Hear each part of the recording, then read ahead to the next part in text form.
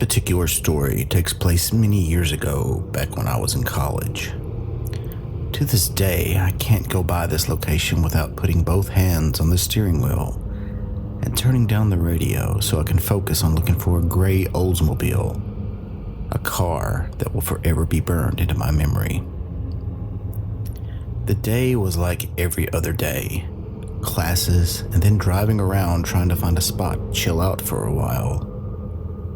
Life at a small college in the middle of nowhere meant that students had to find things to do. And for me and the girl I was with at the time, this meant road trips and finding new places to hang out. We had found a little parking lot / dock at a lake called Car Fork, which was about 20 minutes from the college. The lake was tiny but pretty, and there was never a lot of people there when we went, so we enjoyed the peace and quiet. We had been to this particular spot a bunch of times and had become rather used to being the only people there, so many times we would end up taking naps while enjoying the solitude. On this day, however, things got a little interesting. We had got there, and as usual, no one else was there. We pulled into the parking spot that I had deemed as ours, as it was the same place I parked every single time. We both had homework to do, so we got settled in, turned on the music, and started getting the work done so we could enjoy the rest of the evening together. She got done before I did, so she decided to lay her seat back and take a nap, and within a few minutes, I could hear the faint snoring that she always did. I remember being a little jealous that she was already done, and I wasn't getting the rest like she was. Now looking back on it, I'm glad I didn't go to sleep. My window was down, so I heard the car before I saw it. I looked over and I saw this gray older car coming down the driveway to the parking lot from the main road. I didn't really think much about it until the car parked in the spot right next to us.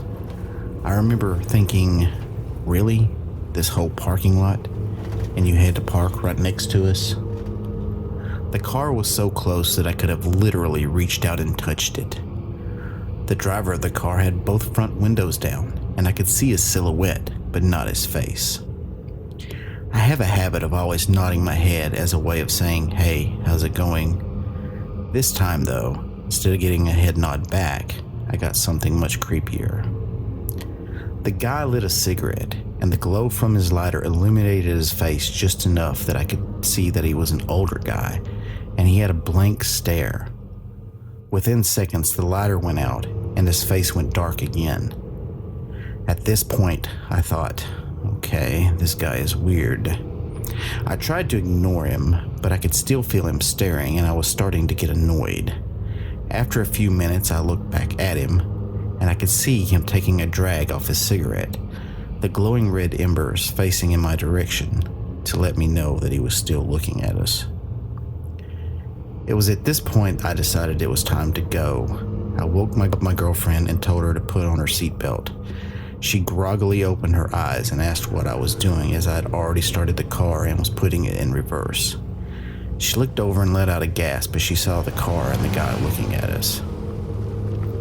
As I was pulling out, I noticed the taillights on the stranger's car. It had a distinct Oldsmobile design, and I couldn't remember seeing a license plate. As we drove up the driveway towards the main road, I looked in my rearview mirror and I could see the car pulling out and rapidly catching up to us. My girlfriend asked who the guy was, and I told her I had no idea, that he'd just pulled in and was staring at us. She noticed he was right behind us, and she told me she was getting scared. I have to admit, I was a little nervous at this point myself, but I was trying to be the tough college kid and was going to protect his girl no matter what, so I told her I would beat the crap out of him if he tried anything. I'm not sure if that made her feel any better. By this time, we were on the main road, and being young and dumb, I had my little car going about 65 and a 45. I was thinking, there's no way that old car can keep up with us. I was pretty naive with my driving skills, and even more so with my car. It was a 1986 Ford Tempo, not exactly known for their speed. The Oldsmobile was right on my bumper. going around the curves. My little Tempo's tires were desperately trying to hang on to the road, and the sounds they were making was letting me know they were really struggling. To make matters worse, it was almost dark and I was getting more and more aggravated, which only made my foot go down on the gas pedal even more. But no matter what I did, the Oldsmobile was still right there. After a few minutes, I admitted defeat and realized I wasn't going to outrun that old car, so I slowed down. I was hoping that if I drove slow enough, it would be his turn to get annoyed and he would go on around us. This is where things get really weird, though. When I slowed down and looked in my rearview mirror, the Oldsmobile that had been right there just a few seconds ago was gone. I remember saying, "Where the heck did he go?" Only I didn't use the word heck. Letting out a big sigh of relief, we figured he'd just turned off somewhere at the last second. We both started laughing and teasing each other about how scared the other was and how that was freaky and it would be a good story to tell. Little did we know, the story wasn't over. After driving around for a little bit, the sun had gone down and it was now completely dark. We decided we wanted to go somewhere else to park and hang out. We found another parking lot that was empty, so we pulled in and, well, yeah. About 30 minutes later, I noticed a car driving by slowly. It had went by the driveway to the parking lot we were in, but it stopped and started backing up.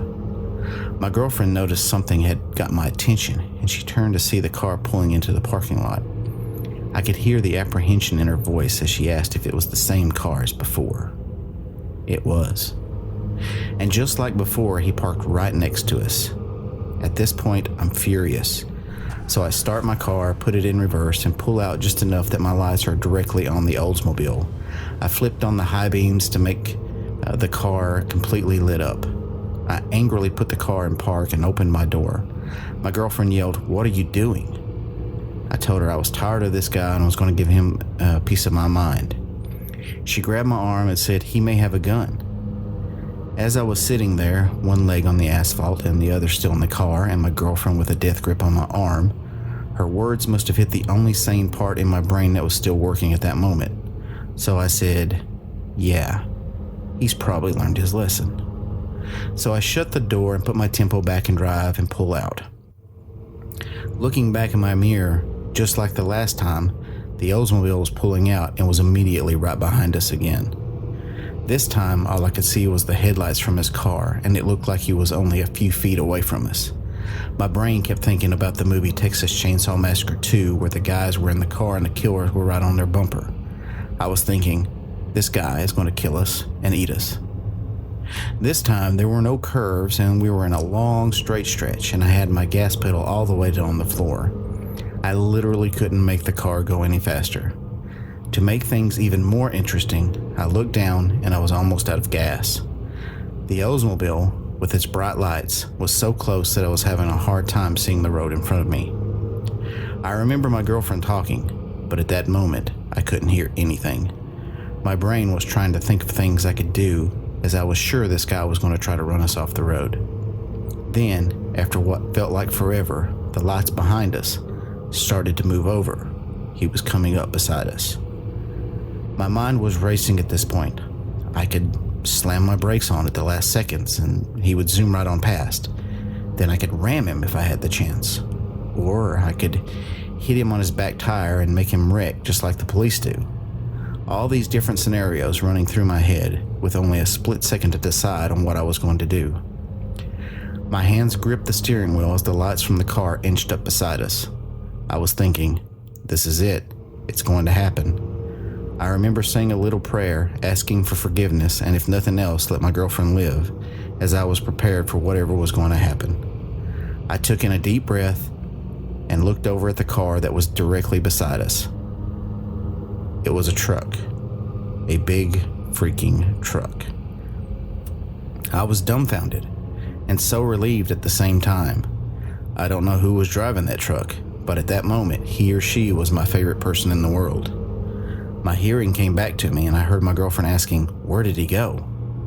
I told her I had no idea. Then I thought, maybe he's still behind us with his lights off. My heart started racing at the very thought of this, but I had to know. So I started tapping my brakes to make my brake lights come on to give me a little light to see, but nothing. I was sure he was still back there, somewhere. He had to be, right? We were almost empty at this point, and honestly, I needed a bathroom break, stat.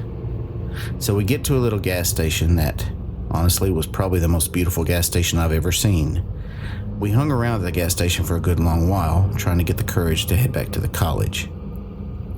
Once we got back to the campus, we immediately went to campus security and told him what had happened. He told us that there wasn't really anything he could do, but he would report it to the county sheriff and they could check it out. About a year later, I had dropped out of that college and was going to another one closer to home, but I was still seeing the girl. So I would drive over and we would hang out. One particular day, I was driving by that lake and I saw a gray car coming towards me. It was the Oldsmobile. As I got up to him, the guy waved as he zoomed on past me. This time, I didn't have my girlfriend to stop me. This time, I was in a Thunderbird 5.0 V8. This time, I was going to have a little talk with him. I ended up slamming my brakes, Dukes of Hazzard style, and turned my car around. I was determined to catch him. But just like the last time, he was gone. I turned my car around a couple more times trying to find the road that he had turned off on, but nothing. To this day, I have no idea where that car kept disappearing to. Fast forward a couple of decades, and my daughter was thinking about going to the same college. And just out of curiosity's sake, I decided to drive by that lake to look for a certain gray Oldsmobile. I didn't see it though.